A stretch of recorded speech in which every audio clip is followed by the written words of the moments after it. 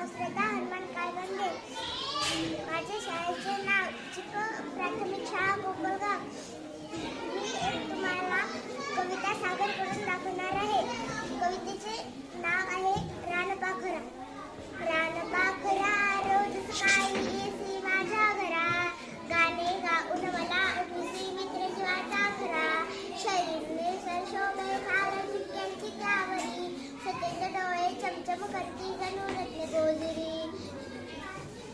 पाणी चिमुकले पंख चिमुकले देह तुला सानुला, अफाट आभाळातून कैसे उडता येते तुला.